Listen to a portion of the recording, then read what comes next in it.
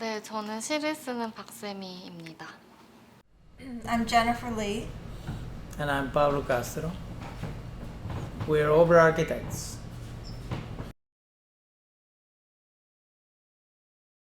건축에서 이제 휴먼 스케일이라는 개념을 많이 얘기를 하는데요.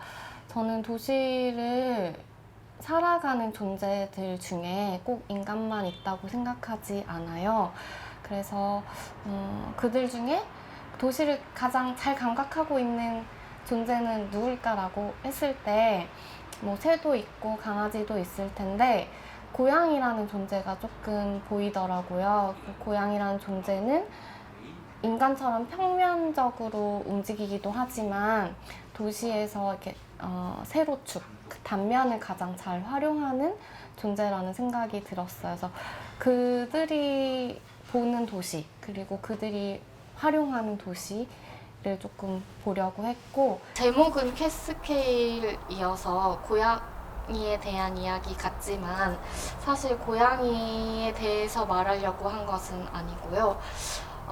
팬데믹이라는 이런 상황 속에서 이것이 조금 더 극한으로 갔을 때 도시의 주인이라고 하는 사람들이 도시를 보행할 수 없는 상황일 때를 좀 그려보고 싶었어요. 그래서 사람들이 당연하게 생각하는 그 풍경 속을 걷는다는 거, 그게 얼마나 중요하고 그 감각에 대해서 조금 상기시켜 보고 싶었고, 그래서 이제 어떤 대리의 존재로서 고양이를 내세운 거고요. 또 고양이가 도시의 주인이 되었을 때는 사람들이 느끼는 도시의 감각하고는 다를 것 같다는 생각이 들었어요.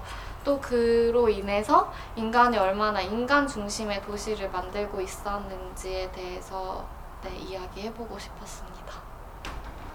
We love the idea of the character of the text, the cats, because obviously there are millions of cats in Seoul, and they're occupants of the city, just like the rest of the Seoul citizens. 사실 작가들이 쓰는 글 중에 도시와 공간이라는 것이 당연히 들어있을 수밖에 없고 그것이 배경이 되잖아요. 그런데 이렇게 실제적으로 스케일이라는 화두를 아주 이렇게 구체적으로 생각해 본 적은 없었을 것 같아요. 그래서 그들도 아마 소설이나 산문을 쓰면서 건축가가 한 번쯤 되어보는 그런 상상을 해보지 않을까? 그런 생각이 들고, 건축가들은 그동안 자신들이 전혀 생각하지 못했던 도시의 구성 요소가 무엇인지 좀 다른 눈으로 조금 더 예술가의 입장이 되어서 공간을 구축해 볼 수 있지 않을까, 그런 생각이 들어요. I like the way in which proposing the creation of an architecture project based on an unrelated notion or a not directly related notion like cats taking over an empty city, propose thinking about architecture in a way that was a little bit deeper than simply trying to resolve practical problems. I thought the idea of cats as invading an empty city was interesting because emptiness could be best represented by a crowd. You only know that a place is empty when you have experienced that place before full of people. Otherwise it's not empty, it's just deserted. It's like the concept of nothingness. Nothingness doesn't really make any sense unless you have the concept of something. So for this was the same thing. So for us, the cat house and the representation of an empty city had to start with a place of assembly in which potentially a lot of people could come. So our proposal was to create some content that would attract people, that would give them biennales meaning, and then maybe if the pandemic did not allow us to create that crowd of people, we could still have the content blaring in the emptiness of the Seonsanga Plaza with nobody there, anything you do honestly stems from a reaction to the, current times around you. But I think the fortunate coincidence of this project right now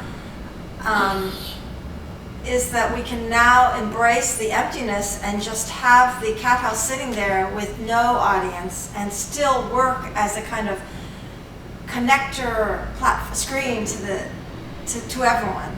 Unfortunate moment where we're unable to go to Seoul, we're unable to travel, people are unable to gather again, but it's sort of a perfect moment where we can actually just let the screen be and connect to the people, still be a platform, be a kind of billboard, a message and still a gift to the citizens of Seoul. So I'm actually still super excited about its possibilities right now, even more so.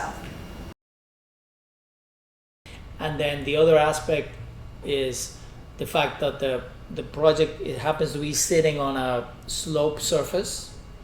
So that's, unusual, but then that is also incorporated as an essential element of the project. So the fact that there's a slope surface gets translated into a raked space, sort of like a theater, and then the theater implies a screen. But the screen also relates to the fact that we might be able to use the space in person or not. We might have to rely on media, and then that screen allows us to do what we're doing right now, which is sitting at different ends of the world, but still being together. If you triangulate a structure, it becomes super efficient. So we have two triangulated walls, and in the middle we have a diaphragm, and we have a kind of a cloth, a very light roof that is shaped by the enemy of structure, which is gravity. So you have this kind of natural element. There's sort of like an architectural cat, if you like, which is the belly of the canvas that acquires the form that nature gives it. And then you have this sort of very rational use of very little material, which is these two walls that are shaped as trusses, So there's a very sharp, strong contrast that is achieved by very, very, very little material, So that was sort of the kind of technical aspect of how to realize this confrontation between, nature and humans, the city and the cats and so on.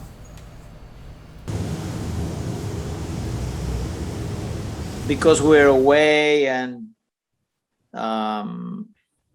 the resources are limited, I found a friend of mine, E. Sangam. He offered to help us do the project without us having to go to Korea. He found a carpenter, someone that works with wood really well.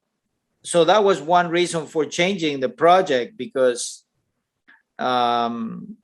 originally we didn't know if it was going to be in metal or in wood, but we did want it to be light, just to sit lightly on the site. And so because my friend Sangam has a friend who's a carpenter, we decided to make it in wood. And then we wanted to do all these metal connections between the different pieces of wood, so the piece could be disassembled and take it somewhere else. But the carpenter didn't want to do that. He said, I can make it like a big piece of furniture instead of making it an assembly object that has metal brackets and bolts, more like construction. So we said, okay, make it like a traditional Korean architecture, with wood pegs and making the joints all wood, no metal. So to make it stronger that way, we added those diagonals. We turned the entire facade into a structural element as a kind of truss now. So then it became really strong, and it could be made with just thinner pieces of wood. We had originally thought that this room would be a kind of projection room, Projection is very important for architecture because of perspective. Perspective and projection are basically the same thing. But we wanted to have a projector in which this material could be displayed, broadcast into the space. But during the day, projection doesn't work. So we had to change the project again. And the way we changed it, we thought we could get a matrix of all monitors and digital distributor of the image. So the image will be pieced up into the monitors as a kind of puzzle. The TV screens now need to be installed in such a way that if it's rain or wind, they don't get damaged. So we had to introduce a new element which is a kind of safety element to protect the screens when it rains, this sort of fabric, just a piece of fabric to evacuate the water. So when it rains, the water will sort of stream out due to the shape that gravity gives the fabric. So way of protecting a certain space from the weather. What we like about it is that it has very little material, it's very light, but the strength doesn't come from putting too much material in it. It just comes from the geometry of the facade, from this sort of triangulation, that makes it very strong. So it's, one of the traditional objectives of architecture always is to get the most with the least. You get the best possible arrangement. You get a high ceiling, space for everybody, good proportions, a lot of light, good views. And then you don't invest too much. You don't have to put too much material. You just always try to do the minimum.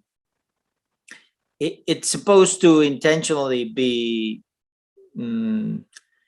messageless. It's meant to be a venue for other people's message, for the people of the city and Seoul. And then there's a giant message board, this assembly of screens in which people can tell each other things even if they're not there.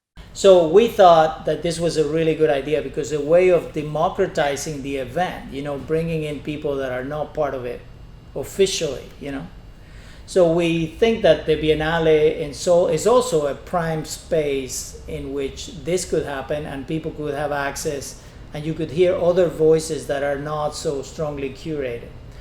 So our hope is to be able to convince people to participate, and to be part of it. So that's, one of the main hopes, right? Bring people together this way around the possibility of democratizing culture, by having everybody participate. Whether they're good or they're bad, it doesn't matter.